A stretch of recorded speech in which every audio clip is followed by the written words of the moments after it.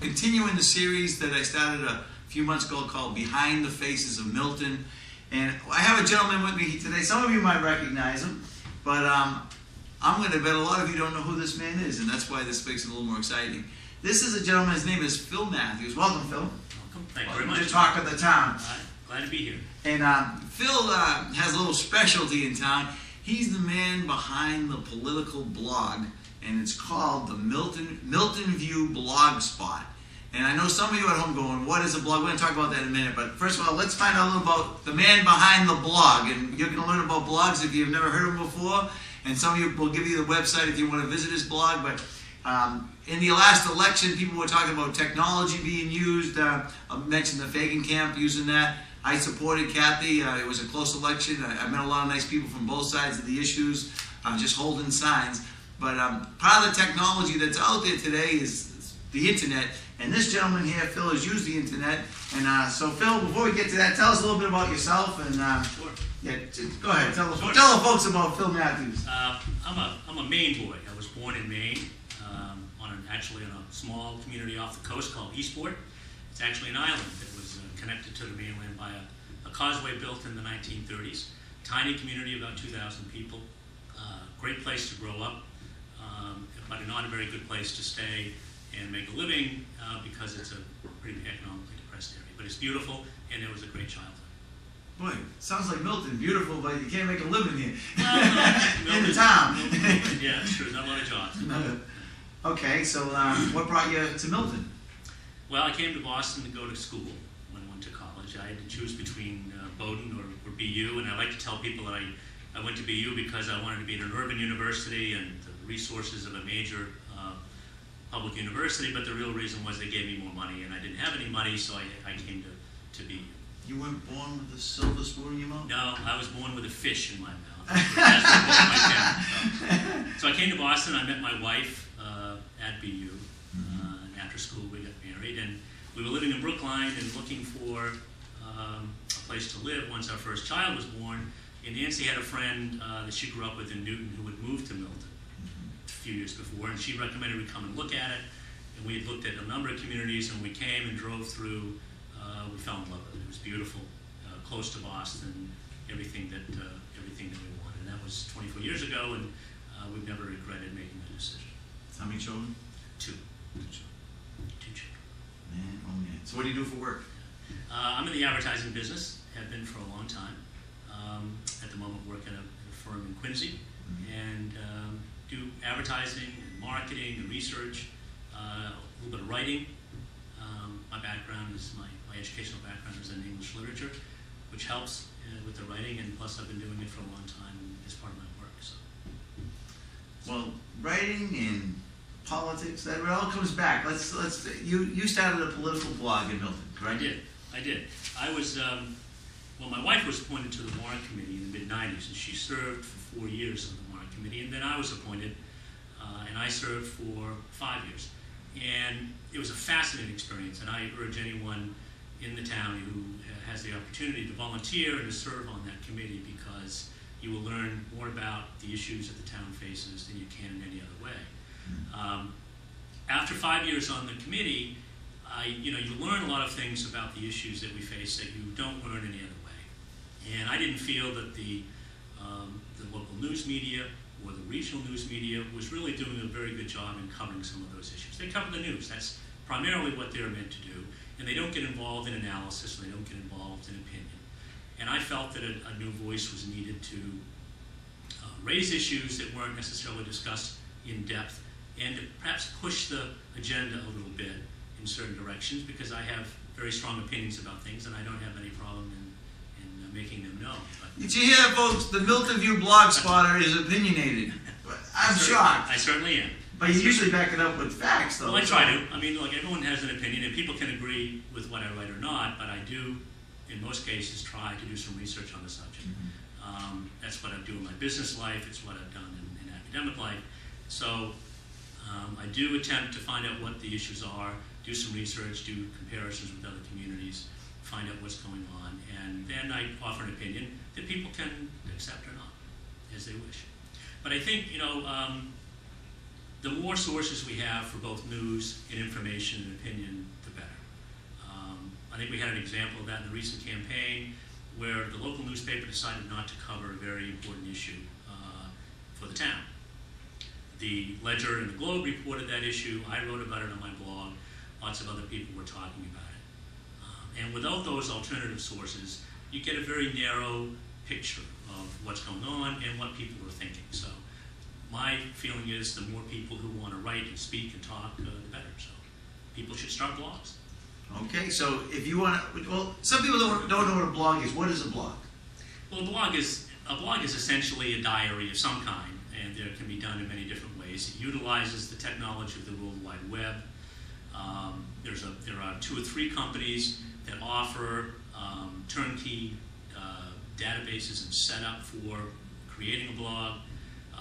It's not based on the HTML language that websites are built on. You don't need to know any of that. It doesn't cost any money. So a novice could do it. A novice can do it. You sign up with Blogger.com, which is the service I use, which is owned by Google. They give you templates for how the blog looks, how to set it up, what features you want to put on it. It's very simple to operate, and then it's just a matter of writing and doing links to other blogs if you want people to see other blogs. Mine is probably less technically sophisticated than it could be because I'm not interested really in the technology as much as I'm interested in just putting out the ideas and getting discussion going on topics that I think are important to people in town. Well, technology means nothing without the content. Yeah. So, I mean, you're a content provider. Yeah.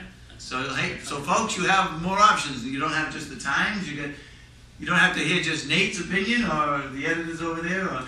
But you can go to the Blogspot, and I saw it on your Blogspot. There's comments sections, and what I don't like is, hey, folks, if you want to make a comment on the Blogspot, say who you are. I mean, I hate this anonymous stuff. I mean, anonymous is. I don't like anonymous. I think if you post anonymously so you can say bad things and not have it get back to you, not have to pay the consequences, then I think that's a bad use of an anonymous post. But I think, on the other hand, some people are shy.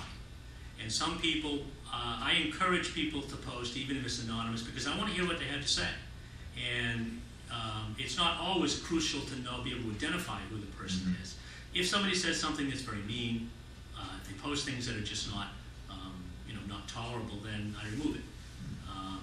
You don't have to enable the comment section of a blog. I do because I want people to talk more about it. As the Globe South article indicated, you mentioned to me before, we have a problem with civic engagement in lots of communities, and one way to combat that is to have dialogue.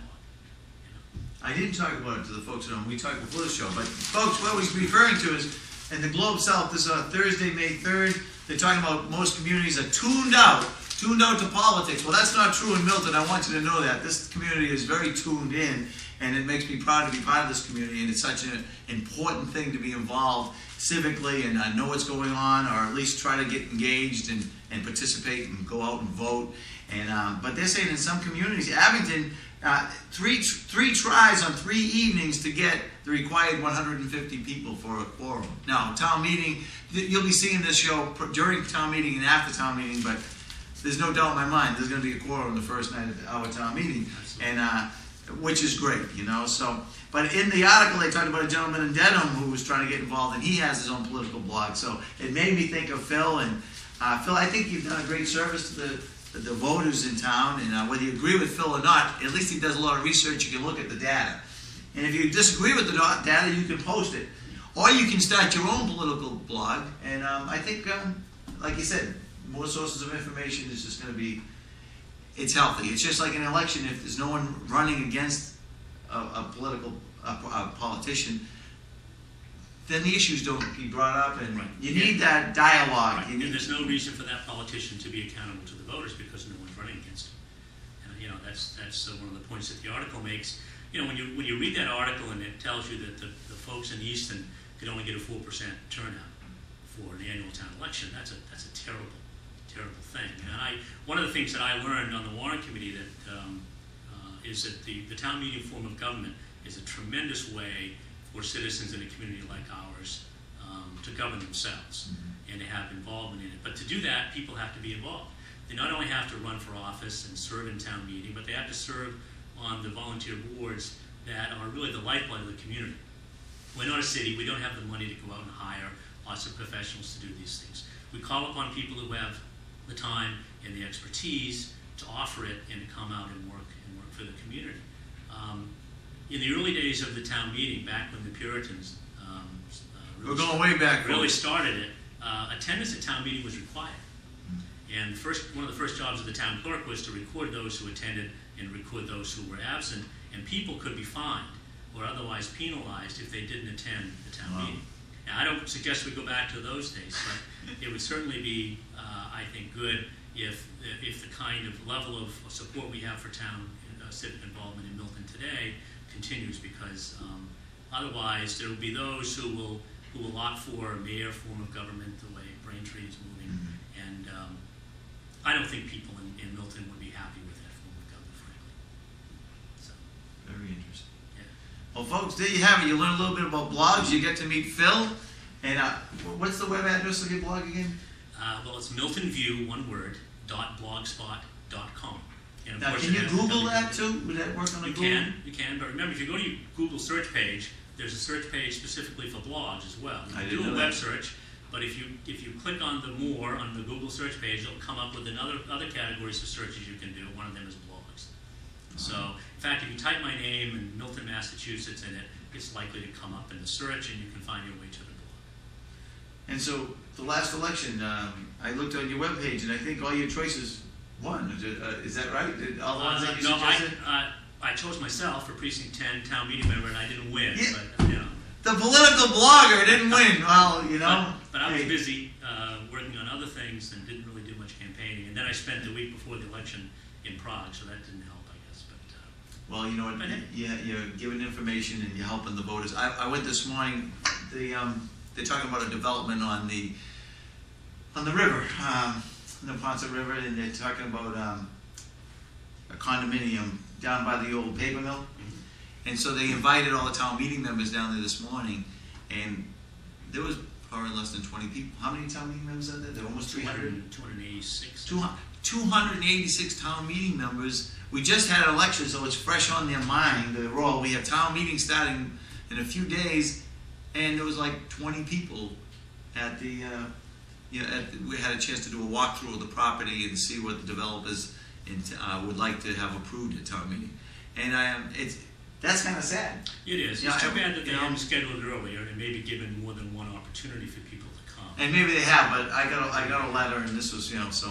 But that's going to be a fascinating. If they do develop it, boy, that's a beautiful piece of property down there, or can be. It's got some old buildings on it now, and Yeah, but, very nice. so it'll be interesting. But Phil, thank you for coming Thank you very much. I talk of appreciate the it. town. All right, thank you, Thanks. folks. And folks, hey, don't touch that dial. Eileen Meyer is going to be here, and did you enjoy her review last month? You mean you didn't see it? Oh, man. The way she described the blood in the movie The 300. Tiny droplets. She is so funny. But she's back. She's got some more reviews coming up. You're going to enjoy the show. Thank you for watching Talk of the Town. We'll be right back.